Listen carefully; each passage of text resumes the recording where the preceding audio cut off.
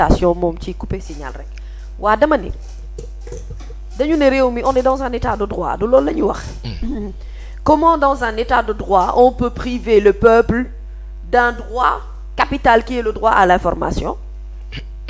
après ñu définir état de droit waaw d'accord kon nañ delluwaat ci ba ngi ñu jàngiwaat lan mooy état de droit droit wu nit ki moom tant que yaa ngi koy salfaañee te nañu jàpp ne tëj bi ñu tëj Walfadjri ñu ngi salfaañee droit wu sénégalais yi ñu jot ci wàllum xibaar ak information groupe de presse bu mel ni Walfadjri mais tu sais man Pa Assane c'est dommage ndeysaan su ma nekkoon njiitu réew dama doon bëgg ma am benn presse boo xamante ne presse opposante la dama koy bëgg et presse boobu dama koy gën a soutenir dama koy gën a kattanal dama koy gën a dooleel parce que leer na ma ni lu ma kenn dul wax moom dina ma ko wax mais pourquoi on n'accepte pas l'opposition d'idées dans ce pays c'est ça le problème parce que le problème mooy yow tu veux que fi ngay xool nit ñi xool fa keneen amul droit xool feneen fu dul yow sa gis-gisu bopp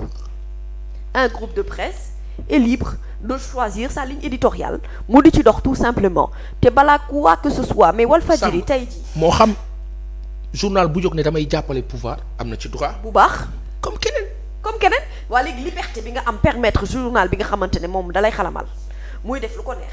waa lan moo tax yow nga bëgg permettre koo xamante ne yow da nga jàpp ne sa noon la te pourtant du sa noon en vrai du sa noon seulement que groupe boobu yow avant nga fiy nekk mais ci liggéey boobu nga ko fekkoon boo fi nekkee ci liggéey boobu nga koy fekk boo fi nekkatul keneen ku fiy mënti ñëw liggéey bi Walf daan def lay continuer di def ba tey donc finalement quel est le problème l'opposition d'idées c'est un problème chez nous et puis yàpp gi ñu yàpp man presse bi man loolu laa mënul comprendre man ci régime bi en fait c'est vrai aucune considération pour les journalistes aucune considération pour la presse sénégalaise et la limite a été franchie avec l'arrestation et l'emprisonnement de Pape Alé Niang ça a été la goutte d'eau qui a fait déborder le vase après on en arrive où parce que avant Pape Alé ñu koy jàpp il y avait déjà des suspensions de programmes de télé c'était là Walf ñamoon na D-Média ñam léegi ñu jël Pape Alé tëj ci kaso bi parewaat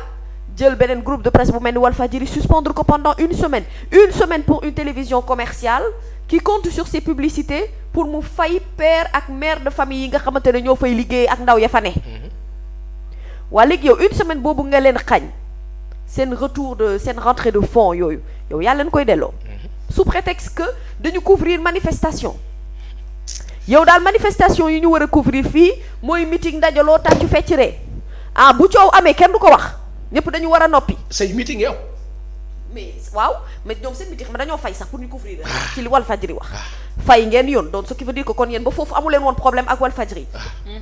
ba foofu vous n'avez pas de problème par rapport au groupe Walfadjri parce que vous avez un événement vous avez besoin que le groupe Walfadjri vienne couvrir vous mettez les moyens pour ça. ngeen fay ñu dem couvrir leen. meeting APR. diffuser leen. waaw. y a pas de souci y a pas de coupure de signal y a rien. ok maintenant si les partis de l'opposition ce sont tes opposants à toi. ñoo fay même groupe Walfadjri ba nga fayoon yow. pour ñu couvrir leen. ces manifestations Mbacké. parce que dafa am ay échauffourées. parce que am na xeex yu fa am. reporter bi ne xeex am na Mbacké ngeen ne lu tax mu ne xeex am na. dama bëgg comprendre moi non je veux en fait man je cherche toujours à comprendre. qu'est-ce qui se passe dama ne dëkk nañuy continuer di ñaan jàmm di fi am ndax bu jàmm di am jàmm ngay gis ci télé yépp ba dootoo ci xàmmee sax ku far fii ak ku faru fee mais bu safaan amee cim réew nit ñi dañu koy couvrir en 2011 ce qui s'est passé dans ce pays quand il y avait ces manifestations là tous ces groupes de presse l'avaient fait en direct et boobu internet bi amul woon doole ni mu amee doole nii tey alors c'était ces mêmes groupes là qui faisaient la diffusion de ces manifestations là on les a tous couverts ñun ñëpp ak ci bërëb bu ñu mënti nekk couvrir nañ ko directement moo xam Walfadjri moo xam D-Média moo xam yaa ngi dégg yeneen télé yi nga xamante ne ñoo fi nekkoon mais dañ doon couvrir wax naa ko fii démb ne la chariot événementiel Walfadjri bu duggee rek danga naan am na lu xew ci réew mi yes rien que le chariot événementiel boo ko déggee ci rajo rek danga naan automatiquement lu xew parce que tu sais qu'il y a quelque chose qui se produit mais c'était ces manifestations ñoom lañ couvriroon ci même période bi nga xamante ne ñoom ñu ngi doon wut pouvoir amaguñu ko woon bi ñuy gàddu seeni xeer assemblée nationale ñun ñëpp fii la ñu fekk on a couvert ces événements là on a même montré les pierres mu ngi ma fekkoon ci beneen groupe de presse et maa nga woon ci biir manifestation di couvrir comme tout le monde yeneen yi ci ay élections yi nga xam ne dañ doon jàpp ne c'était des élections de tous les dangers période bi nga xamante ne Wade dafa waroon wàcc ñu waroon a fal Macky Sall. mu ngi ma fekk ci plateau télé ma di ko animé man mu ngi ma fekk ci plateau rajo ma di ko animé yore antenne spéciale bi fekk pas san feneen ak yeneen journalistes ñuy def le même travail qu'on est en train de faire aujourd'hui donc on ne peut pas demander aux journalistes de ne pas faire leur travail quand il y a des manifestations on les couvre on sait maintenant quelles sont les images qu'on doit diffuser et les images qu'on ne doit pas diffuser parce que ça aussi on nous l'apprend on n'est pas des professionnels pour rien demuñu jàngi génn wala ku ci jàngul itam nga ñu former le sur le tas nga nekk ci rédaction yi pendant des années couvrir ba yow tu as tous les réflexes d'un bon reporter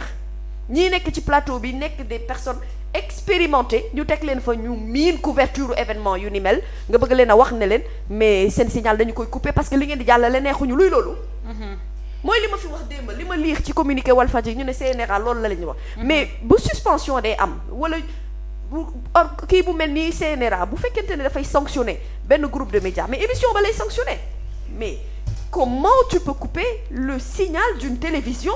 pendant une semaine te la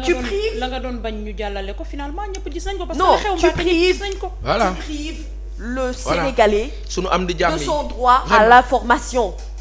et loolu c'est une entrave à la règle de la démocratie sénégalaise. Absolument. Il n'est pas normal qu'une presse une certaine presse se sente limitée ou à la limite presque ñu ne la yow ñoo lay tànnal li nga war a teg ak li nga warul teg loolu moo dul yoon ci réew. donc Walfadjri dañ ko war a bàyyi mu liggéeyam tout simplement ña fa nekk di liggéey ay jàmbaar lañu yuy daan seen doole ñoo xamante ne li ñuy def intéressé na ay sénégalais. donc vous fermez leur signal.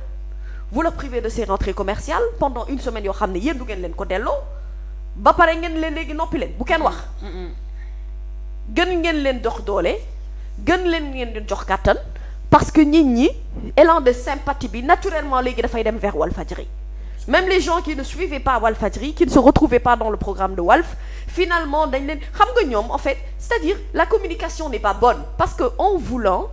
nga freiner nit yow finalement da ngay dem ba nit ñi da nga leen di gën a bëgg ndax le Sénégalais n'aime pas l'injustice quand est-ce que on va comprendre ça que Sénégalais bëggul kuy tooñ bëggul injustice bëggul di sentir nit ñu di ko néewal doole man de Mamy Samb man quel que soit journaliste quand bu mu far saa yoo laalee presse bi laal nga ma solidarité de corps boobu dafa naturel ci ñun parce que